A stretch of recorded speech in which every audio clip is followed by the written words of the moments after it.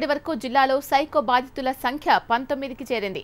జిల్లా పోలీసు ఉన్నతాధికారులు మాత్రం గత నెల 26వ తేదీతో ఇంజెక్షన్ సైకో దాడులు ఆగిపోయాయని, కేవలం 11 మందిపై మాత్రమే సూదిగాడు దాడి చేశాడని చెబుతున్నారు పోలీసులు. ముఖ్యంగా ప్రెస్ వాళ్ళకందరికీ విజ్ఞప్తి చేయడం ఏమంటే, బిఫోర్ పబ్లిషింగ్ మీరు ఆ విషయాన్ని పబ్లిష్ చేసే ముందు కన్సర్న్ సబ్ డివిజనల్ ఆఫీసర్స్ను లేక సుపీరియర్ ఆఫీసర్స్ ఎవరైనా కాంటాక్ట్ చేసి కన్ఫర్మ్ చేస్తే ఆ విషయాన్ని పబ్లిష్ చేస్తే బాగుంటుంది.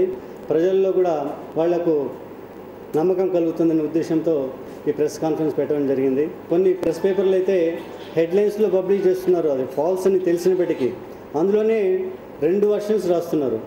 కాబట్టి ఇక మీదట అటువంటి కేసులు ఏమైనా రిపోర్ట్ అయినప్పుడు ఇమీడియట్గా మీరు కన్సర్న్ ఆఫీసర్స్ను కాంటాక్ట్ చేసి కన్ఫర్మ్ చేసి మాత్రం పెట్టండి.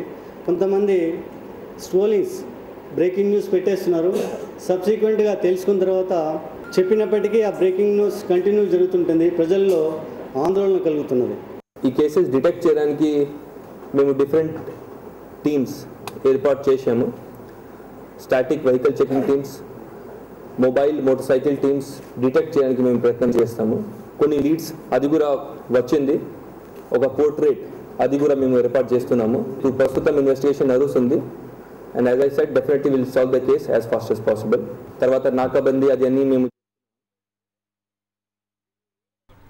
సైకోను పట్టుకోవడానికి ఇప్పుడు కొత్త వ్యూహాలతో సిద్ధమయ్యారు ఖాకీలు. దర్యాప్తు సమాచారం మీడియా ద్వారా బయటకు రాకుండా జాగ్రత్త పడుతున్నారు. దర్యాప్తు విషయాలు మీడియా ప్రచారం చేయడం వల్ల నిందితుడు అప్రమత్తమవుతున్నారని భావించిన పోలీసులు ఎటువంటి సమాచారం లీక్ చేయకుండా ఉండాలని, గోప్యంగా సైకో వేట జరపాలని ఫిక్స్ అయ్యారు.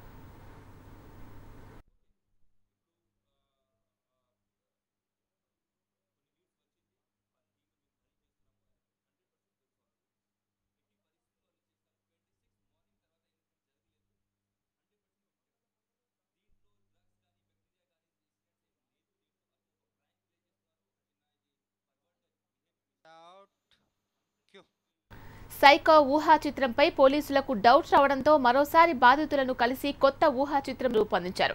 అయితే ఒకవేళ తాజా ఊహా చిత్రం మీడియాకు విడుదల చేస్తే సైకో తప్పించుకునే అవకాశాలు ఉన్నాయని భావించిన పోలీసులు దాన్ని గోప్యంగా ఉంచారు.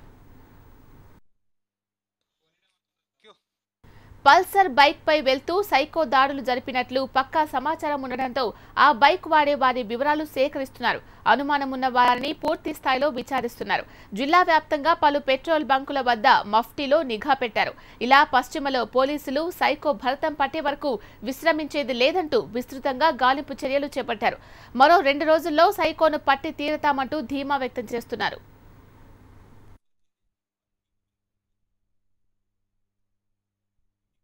బ్రేక్ చెప్పాలి.